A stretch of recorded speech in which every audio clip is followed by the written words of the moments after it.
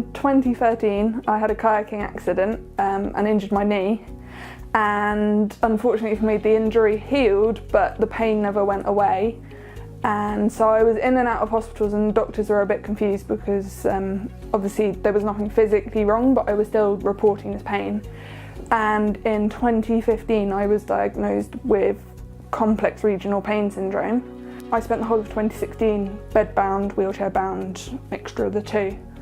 And it was then that we decided that the house wasn't safe because I was nearly falling up the stairs, falling down the stairs. My parents were having to almost carry me up the stairs at points.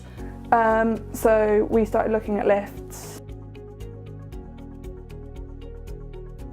It is a chronic pain condition. It classically will affect one area of the body, so a limb or whatever.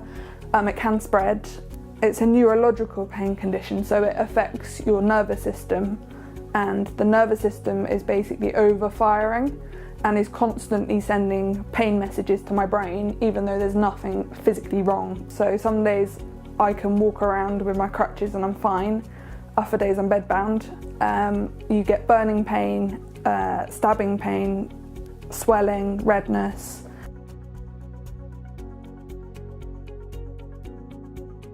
We did consider a stair lift, but it being a Victorian house, the stairs are quite narrow and the number of stairs that we needed it to go up meant the cost went up and up and up. We did a quick Google search of lift companies and Stiltz was the top one. We decided the obvious choice was to have it in my bedroom because that's predominantly where I spent most of my time, and that was on the same level as the living room, and it's only a few stairs up to the bathroom. So it all came down to safety and just logistics. It was really quick and easy. They came in, made the hole, and then they put it all together and it was done within a day. It immediately gave my independence back because I was able to get from the ground floor to my bedroom, to the living room, to the bathroom. Before I had the lift, whoever was in the house was having to help me up the stairs for safety reasons. It's been a bit of a lifesaver.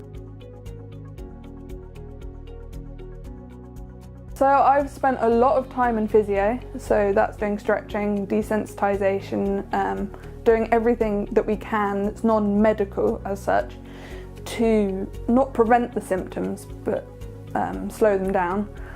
And I've done a lot of psychological work, so a lot of coping methods.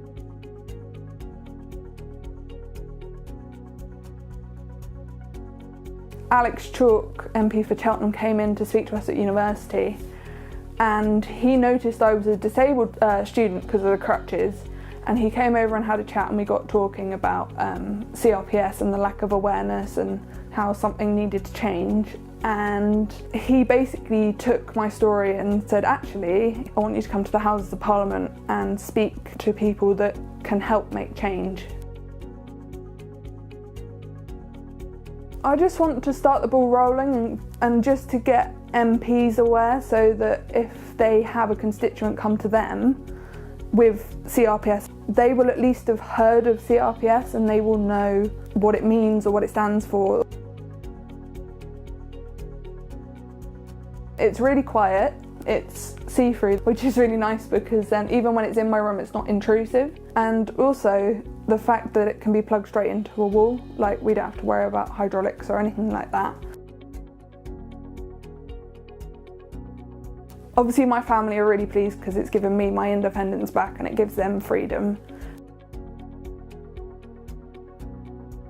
So yeah, I would really recommend them. They're really friendly. The first thing we noticed was they wanted to help us and look at our case individually rather than just trying to sell us a lift. The customer service was just first class basically.